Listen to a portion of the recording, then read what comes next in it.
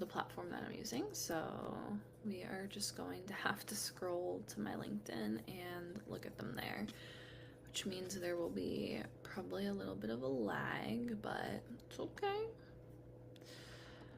All right.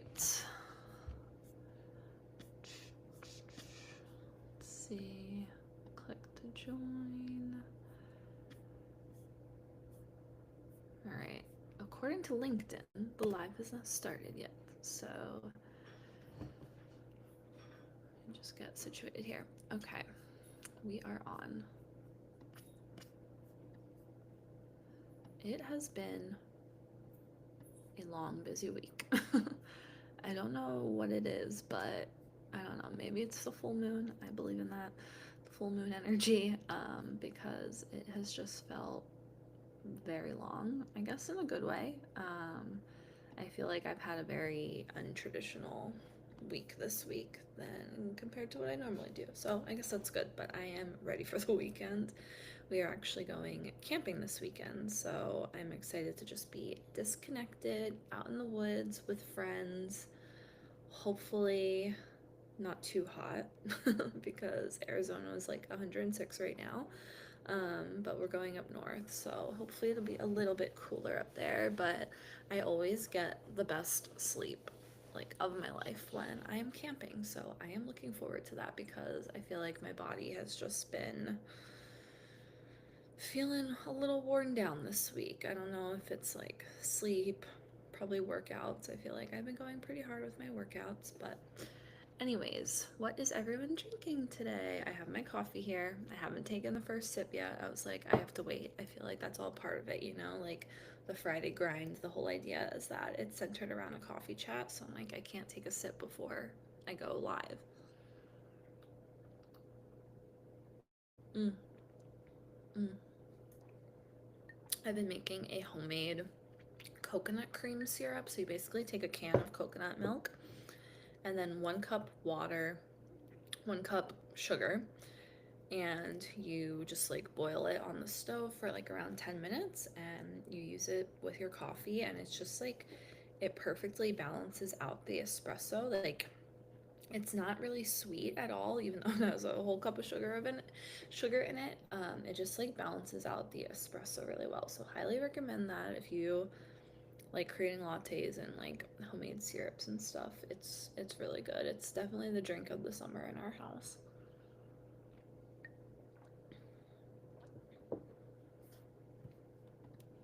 I'm curious how everyone else is feeling today. Are you also ready for the weekend? Long week for you. What have you all been up to this week? Any interesting problems you're solving?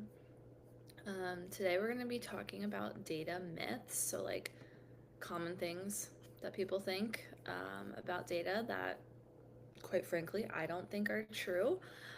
So we'll see. There might be some hot takes in here. You can comment whether you agree or disagree. I'm kind of interested to hear what everyone has to say. Also interested on everyone's thoughts about the DBT Fusion newsletter that I posted yesterday. There's a lot of stuff there to unpack, and it was kind of based off of a lot of the LinkedIn comments I got on the announcement post, because I think it's interesting to see what everyone has to say about like product releases and just like the direction that different data companies are going in. So if you have any comments there, always happy to hear those as well. All right, let's start off with the first data myth. All right, so I have a few that I wrote down here. So this one is actually based off a video that I posted on Instagram and TikTok this week. But practicing SQL by cleaning data sets online will help you get a job in data. This is advice that I see so often in like different courses and just different like data influencers, if that's what you want to call them, is like in order to learn SQL, you just learn the functions, find a data set, and like practice cleaning it. And I think this is common advice for people that want to be data scientists too. When I thought I wanted to do data science full time, I would get that advice from people too. Is like, actually, I would do that. um, I didn't have many skills at the time. I think I had just like learned R in college, and I would just pick like random data sets I found on Kaggle and just apply like different libraries like Pandas, Plotly, on random data sets. And yeah, it teaches you how to use the functions, but like a lot of data isn't just technical skills, it's actually like learning about how to think about business problems and how to approach them um, in a way that makes sense and drives value. So by just using random data sets online, like I feel like it's really hard to find business data sets. Like, sure, you can find like random e-commerce data sets, but like even then, it's like it doesn't include the things that an actual business would be looking at or the actual format the data would be in from business. Even like someone commented that social media and data, like they were taking their data and like looking for interesting things, which I think that's a cool idea because it's probably something that you're pretty invested in, especially if you're trying to grow your account. But I'm like, how realistic is that for like actual business problems? I don't think it's very realistic because like those platforms have most of the analytics that you need built in unless you're like looking at sentiment analysis or something. I'm not really sure, but yeah. So instead, try to find an actual business problem. I know that's hard, um, but yeah, I don't like random Kaggle cleaning data sets is just not, it's not gonna do it. Okay, next data myth I have is if you build it, they will use it. This is another common thing that I feel like you hear a lot from data teams is like, oh, this will be so valuable for the business. This will answer all their questions. So you spend all this time, whether it's like cleaning raw data that you think will be valuable or even just like adding that data source to your data pipeline, um, or creating a dashboard or a report because you think it'll drive value and you don't actually check in with the business. Like, I think with data teams, it's a very fine balance between like you want to be the ones leading strategy, but you also want to give like stakeholders what they need. So you have to kind of find like a balance between the two. And you definitely don't want to just like go off on your own and silo yourself from everyone else, or quite frankly, there probably won't be a data team in a few years because no one's going to find value and they're going to be like, why are we paying for these people to do projects that we don't use and we don't find value in? So that is really important.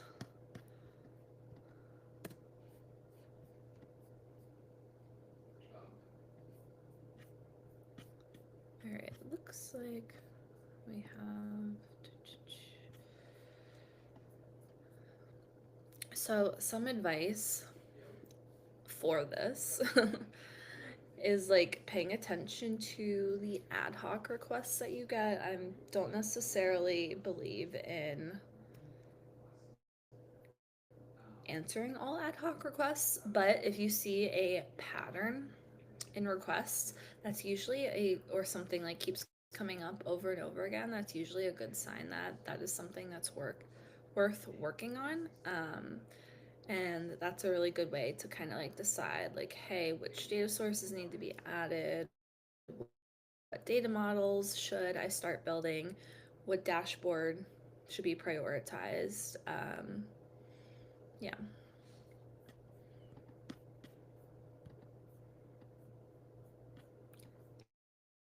Any questions so far?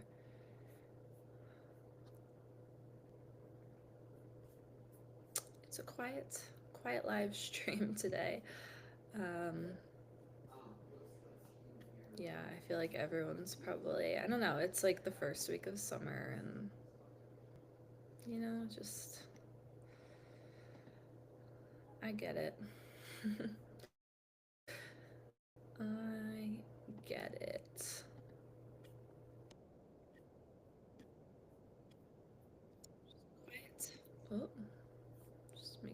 not missing anything here. Okay. Next myth. Let's see.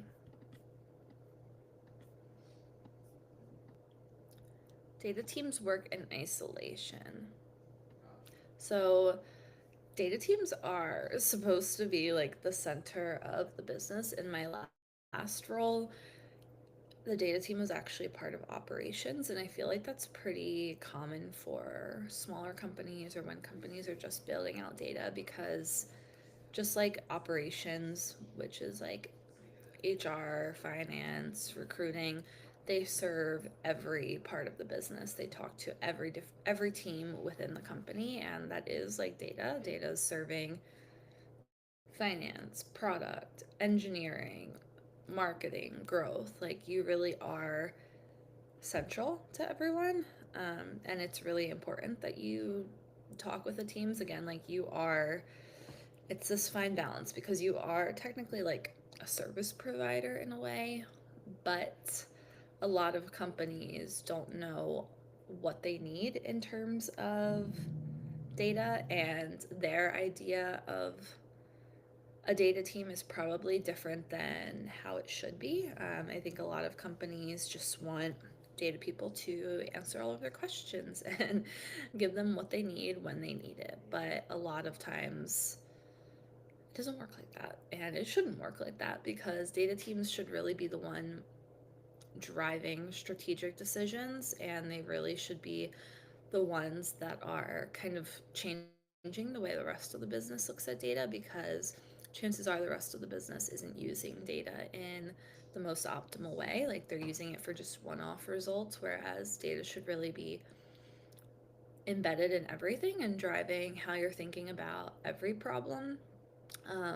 And you should be using the data to, determine your strategy. Like you can't just have these pie in the sky numbers of like, oh, we'd like to grow by 20% this year because we just think we can.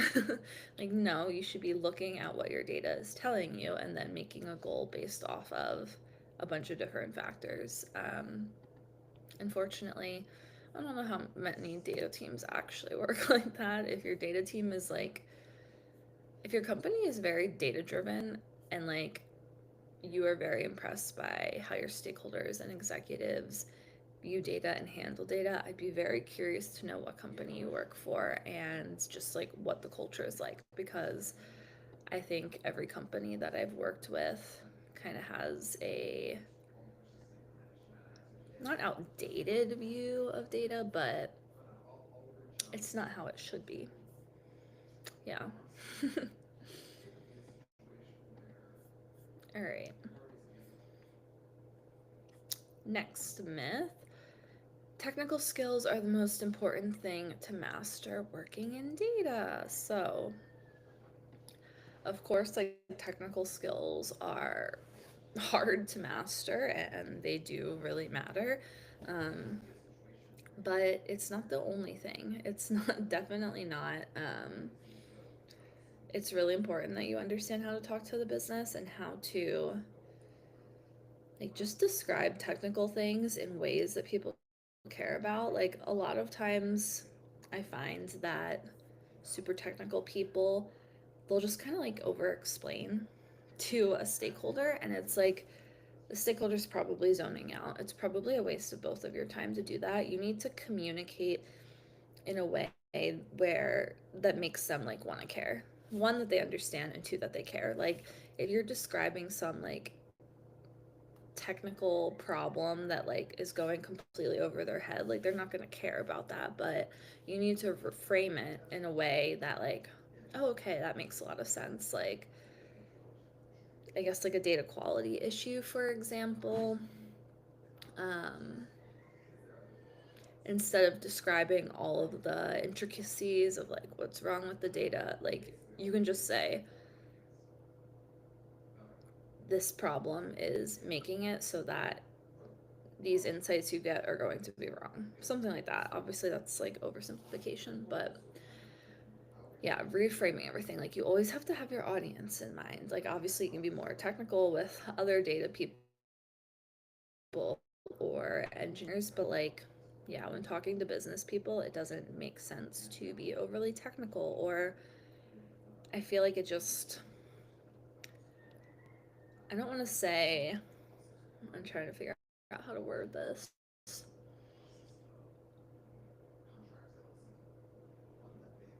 They almost won't want to like meet with you because they're like, oh, whatever they say, I'm not going to understand it anyways, if that makes sense.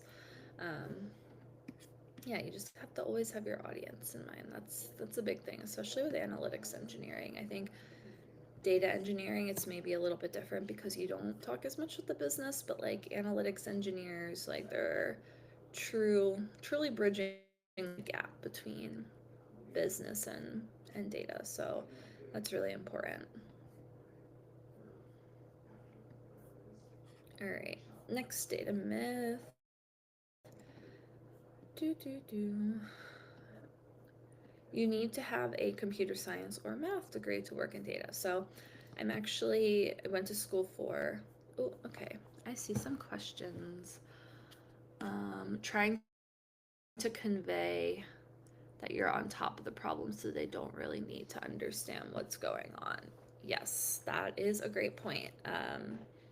You want to be very proactive when you're meeting with the business. You obviously don't want the business to, or your stakeholders to find the issue in the data before you do. I think that's probably one of the worst things. And like, it does happen a lot. Like, a lot of times they understand the data a lot better than you do in some cases, just because they're like using it every single day to solve problems. But by being proactive, and this is why we have like data quality checks and such, you can find those issues before they do, and that helps build more trust, because if they're finding problems in the things that you've built, that's just going to erode trust at the end of the day, and that is never good, because then stakeholders feel like they can just answer their own questions instead of turn to the data team, and they're probably not doing things right.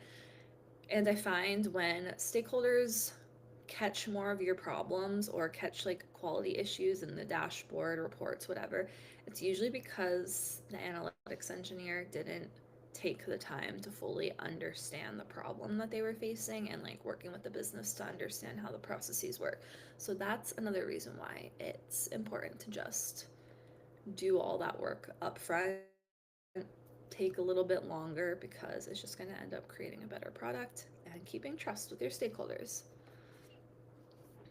Minimize tech speak to business people, focus on the business impact, only provide technical details if they ask. Yes, like you can provide some technical details, but again, like in a way that they understand. Like you don't need to be using all the data jargon, just framing it in a way that they find value in it.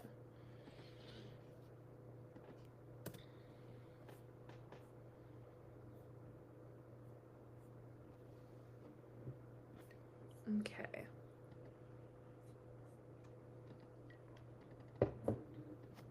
All right, so back to what I said before I was reading those comments.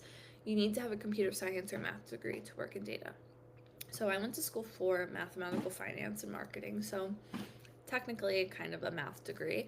Not completely math. I was still mainly in like the business school, but I took a lot of high level math classes. Um, so I consider myself not having a technical background. I took one, or I guess technically three computer science, one computer science class in college, and two like more business intelligence coding classes. I think I took a data visualization class, an R, or maybe I learned R in my data visualization class. I don't exactly remember. And then I took Intro to Computer Science my senior year, which was a very challenging class. um, Definitely a bold move for my senior year, but yeah, I think the best data people are honestly people that come from different backgrounds. Like, you can have a master's, you can have a PhD, but like at the end of the day, it's the diversification on data teams that makes teams so strong. Like, if you have three people with PhDs on a team, they're all going to tend to think the same way, and just like promoting groupthink. And I don't think that ever really works out in your favor, because I don't know, when you have a PhD, you go like deep into research and like really getting into the weeds of things. Whereas if you come from like an education background or a business background, you're more so focused on like the value and like that communication aspect. Um, and I think, yeah, like the best data teams have people from all different backgrounds because they have all different skill sets and you can all provide a different point of view. So if you don't have a computer science or a math degree, don't think that you can't work in data. I think that is such a misconception because, again, like I think teachers make some of the best data people because they're so good at clearly communicating. Um, and that's something that just like a lot of highly technical people don't necessarily have is like good communication, good human centered skills, even just like empathy. Again, like I think teachers have a lot of empathy because they are working with students and they're facing different challenges, and that is a hard skill to build. You can't just like build empathy and kindness, and no one wants to work with someone that's not kind and helpful and empathetic, and that's just the reality. Um, at least I don't want to work with those people. Mathematical finance is definitely a technical background. Yeah, it I guess it's not computer science background, so I do still consider it non-traditional because I don't know, my classes were more so like obviously calculus and statistics and algebra, but like not actually I don't know if I took a statistics course in college. I don't think I did. I think it was mainly calc courses and linear algebra. But yeah, it does still help you like think about how to solve problems, but I definitely wasn't learning to code, wasn't learning even SQL. I did not learn in college. Did not really learn algorithms, not learn any of that kind of stuff. So, um, all right. Let's see. I have to keep refreshing to see if there's any new comments. I need to figure out how to get them to show up. Okay, next myth. Working fast and getting stakeholders what they need is the most important thing when working in analytics. So, this is kind of a controversial thing, but I feel like every data team that I've joined, like data teams kind of bring in analytics engineers. I feel like when they realize, oh, what we are doing is not scalable and it's just creating more and more tech debt. So, I definitely have a very like you need to slow down to speed up kind of approach just because of the different teams I've worked on and like the states that their data has been in when I first joined. It's like so important to, I mean, if you can like start the right way, it's best to do that by like actually building out proper data models, because when your code gets like all stuck in your BI tool, especially if the BI tool is like not a great one, it's really hard to refactor and start over because there's just so much knowledge that kind of gets lost in the BI tool because usually there's like no documentation alongside BI tools. Usually the code is like quick and scrappy, ad hoc. So you're like, okay, how can I take this and apply this to many different situations? You're like the data teams are just writing the same queries over and over again in slightly different ways because they don't have these transformations like readily available. They're not creating scalable data models. So yeah, I'm a huge believer that you need to slow down. And also I feel like every manager I've worked with in the past, when they say yes to too many things, that's what causes extreme burnout, and then they don't end up working at that company anymore because they think they can handle it, but no one can handle saying yes to everything, especially when business teams think that they can just ask and easily get whatever they need. Like, you need to practice saying no up front and In terms of like balancing workload, it needs to be at least like 50% foundational, like data modeling work, 50% like ad hoc work. Because otherwise, you're just never going to make any progress. You're just going to end up in the same problem that you've kind of been trying to get out of. And I know it's hard. I've never been a data manager, so I can't really speak on that, but I imagine it is very difficult to say no when like execs are asking you, why are you trying to slow down? Or why are you being so slow and not getting people what they need? But I think that's the importance of joining a company that is truly data driven with execs that really understand that like you have to slow down to speed up, and that you need to take time to implement best practices, project management skills, processes that you can then use to help you move faster. How do you handle when managers say yes to too many things, even if you say no or our team is at capacity? Yeah, this is a hard one. I think every role that I've gotten or joined, I try to kind of like interview the manager on this point exactly, because if you have a manager that says yes to everything and then dumps that workload onto you, like it's hard to change that. So that's something that when you're interviewing for a job, I think you need to be really clear on. You need to like say like, hey, um, I have boundaries. Like I know what I'm going to be able to work on. I want to do my best work. Taking on too many things is not going to allow me to do it. Like, is that something that you support as a manager? I have tried, if we take on X, then we will have to drop or delay Y. What's the priority? Yes, that's a great thing to do. And instead of asking your manager, ask your business stakeholder. Like, put it on them, because they're the ones that are going to be wondering, like, where is this work? Force them to be the ones to deprioritize something, because if they ask for too many things, you're obviously not going to be able to deliver. And instead of you choosing what's most important, have the stakeholder choose, because then you can say, hey, I delivered the thing that you said you needed the most.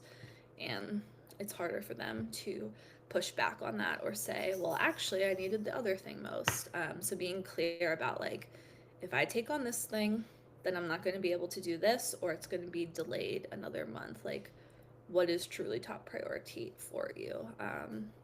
So making them decide is super important. And yeah, like if you're feeling overwhelmed, you need to talk to your manager and like understand, and help them understand that they need to put like some better processes and like project management things into place, because burnout is never sustainable. And I think most managers don't want their people to be burnt out, and they probably don't want to be burnt out themselves. Like, usually that's the hardest on a manager. So, again, like before you join a team, make sure you understand how they work and how they take on requests and how they prioritize and how the business views the data team. Because remember, when you're applying for a job, you're just as much interviewing them as they are interviewing you. All right.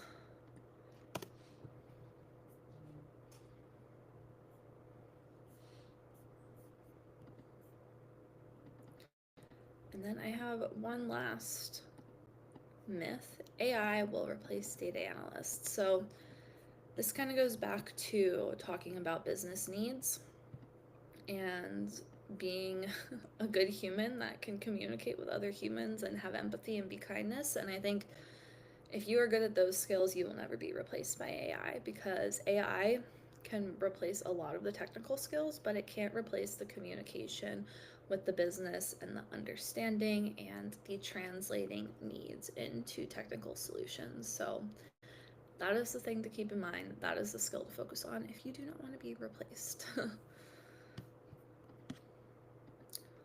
All right. It is 8:30. I am going to hop off. If you have any other questions, any other myths or hot takes, I definitely want to hear them, and be sure to comment, and I hope you all have a lovely weekend.